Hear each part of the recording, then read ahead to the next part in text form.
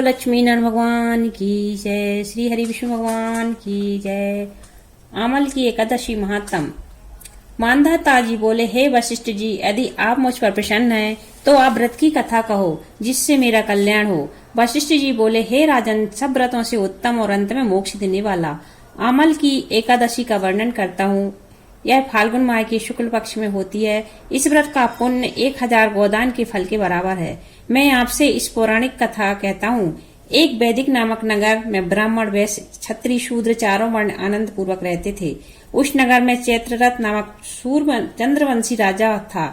वह महान विद्वान तथा धार्मिक था। वहां के निवासी वृद्ध से बालक प्रत्येक एकादशी का व्रत करते थे।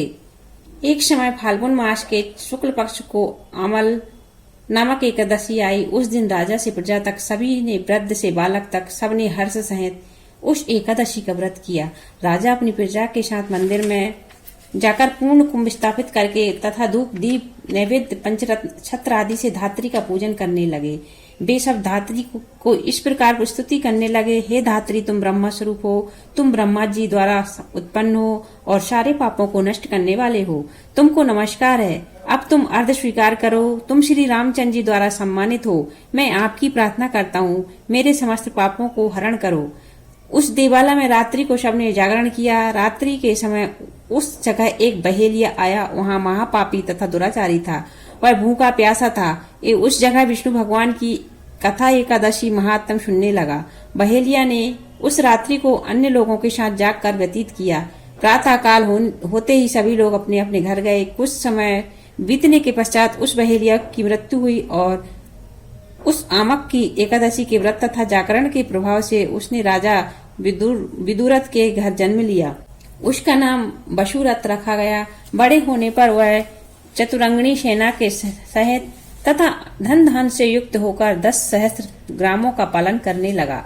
वह तेज से सूर्य के समान, कांति में चंद्रमा के, वीरता में विष्णु भगवान के और क्षमा में पृथ्वी के समान था। वह अत्यंत धार्मिक, सत्यवादी, कर्मवीर और विष्णु भक्त था। वह सदैव यज्ञ किया करता था। एक दिन वह राजा शिकार खेलने के लिए गया। देवयोग से वह राजा रास्ता भूल गया। तब वह उसी वन में एक वृक्ष के नीचे सो रहा। उसी समय पहाड़ी मलेच्छ वहां आए और राजा को अकेला देखकर उस पर मारो मारो का शब्द कहकर टूट पड़े। वह मलेच्छ कहने लगे कि इस दुष्ट राजा ने हमारे संबंधियों को मारा है तथा देश से निकाल दिया है, अतः इसे अब अवश्य मारना चाहिए। ऐसा कहकर वह मलेच्छ राजा पर अस्त्र शस्त्र का प्रहार करने लगे। उनके अस्त्र शस्त्र राजा के शरीर पर गिरते ही नष्ट हो जाते और उसको पुष्पों के समान प्रतीत होते। उन मलेच्छों के अस्त्र शस्त्र पर उनका उल्टा प्रहार करने लगे, जिससे वो मूर्छित हो गए। उस समय राजा के शरीर से एक दिव्य स्त्री प्रकट हुई, जो अत्यंत सुंदर तथा सुंदर वस्त्रों तथा आभूषणों से अलंकृत थी। उसकी भ्रुकुटी टेढ़ी थी, आंखों में लाल लाल अग्नि निकल रही थी।